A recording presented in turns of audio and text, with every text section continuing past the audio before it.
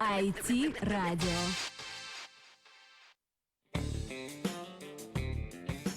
Приветствую вас, друзья! В студии с вами Мария Бречка, и мы сейчас находимся на IT Днипро Conference. И сейчас рядом со мной сидит один из спикеров, это Хироши Шибата. Здравствуйте, Хироши. Hello. Здравствуйте. Thank you very much for coming to us, for agreeing to give us this interview, for finding time. It's such a pleasure to be here. Thank you very much for the opportunity. Thank you very much also. So Hiroshi Shibata is CEO of Agora IT Consulting. And first, what I would like to ask you, your impressions during this conference. What are they? Well, I was very surprised that, this is my first time in the city, and I knew very little about the city. And I was wondering how many people would turn up, but this is, I saw a lot of people, like participants, and I felt the passion from the audience and how much they're interested in all the presentation and stories that we have given. So it was very mind-blowing, and I'm really glad that I'm given this opportunity. Mm-hmm. And the topic of your report was going big in Japan. So a little bit more about it in some details.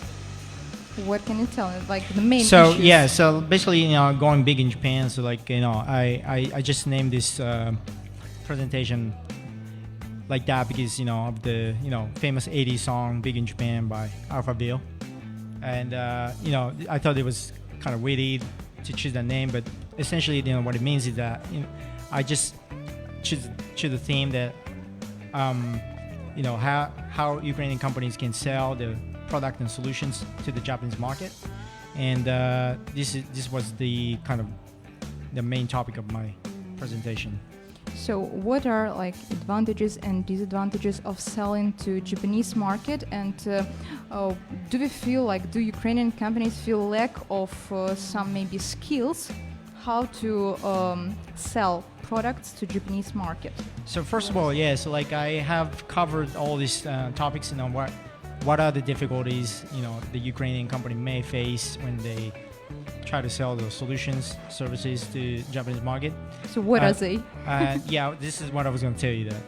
So first of all, I think Ukrainian companies should emphasize the global experiences. That a lot of companies here are globally successful, so they have experiences working with locations like Silicon Valley or Europe, and that they need to emphasize when they try to penetrate into the Japanese market that their product and services are kind of endorsed and widely accepted globally, and this is a kind of thing that they need to emphasize when they try to get into the Japanese market. And secondly, don't try to be pushy. I think because traditionally, kind of Ukrainian IT companies, they have been working with, because probably more with the West or North America, so they're more kind of used to the aggressive sales strategy. So, but when it comes to Japan, I think it is important to realize that long-term cooperation is the key. So I think first of all, you guys need to understand that establishing trust from the beginning is very, very important.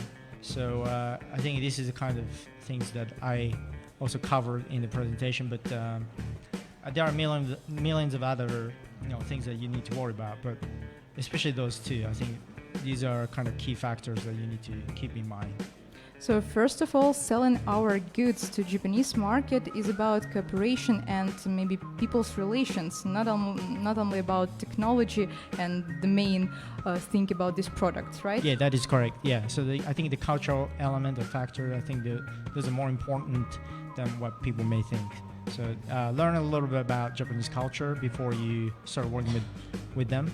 and that is, I personally think that is very, very important. So philosophy, culture, some main issues of your heritage, right? Yes, and also like another thing is that hiring a Japanese sales agent or consulting firm is very important because they know the market. They are the specialist. So rather than training Ukrainian sales guys to focus on the Japanese market, I think it's quicker and also like better to just hire the specialist when you get into the market, because Japanese market is very special and unique. So you can't treat the market the same way as any other market in the world. And maybe you just noticed during working with Ukrainian market some maybe issues that are unique about Ukrainian market, and maybe some things that can be borrowed by Japanese market. Have you noticed anything?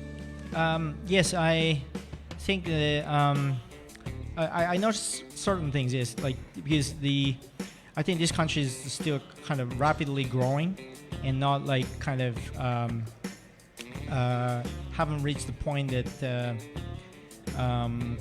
everything is kind of accessible. So if you look at the Japanese society or in the market, I think there are a lot of companies that provide many different services, and the competition is fierce.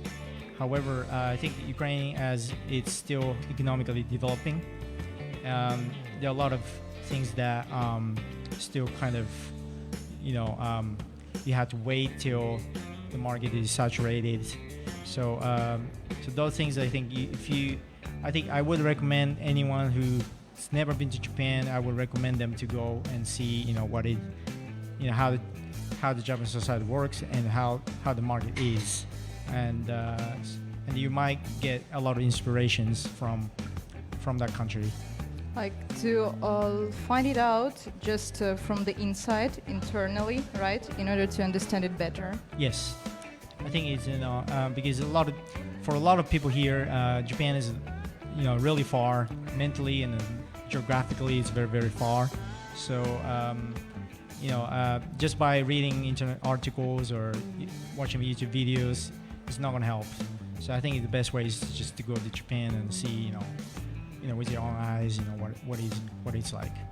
Yes, of course. These articles, they are not enough to learn about the country itself, and maybe your company or maybe some other companies, do they organize some kind of internships for our specialists to come to your country and to work there for short period Yeah, of time? certainly. Probably? So some of my clients, they are interested in hiring Ukrainian engineers, even new grads, to come to Japan, and they support the visa and everything. Because compared to I must say the Ukrainian standard, the salary standard, and also like a lot of different aspect. I think a lot of Ukrainian engineers, Japan is a very lucrative and very attractive market to work, and through that experience, I think Ukrainian engineers can learn a lot. This is one of the services that my company provides. So if you're interested, let me know. Okay, thank you very much, and I'm reminding our listeners and watchers that our guest was Hiroshi Shibata, CEO of Agora IT Consulting, and I'm Maria Brechka. We are now at IT Dnipro conference, so stay with us, listen to us. I'm reminding you about our mobile applications also, itradio.com. So, go further. Чтобы двигалась.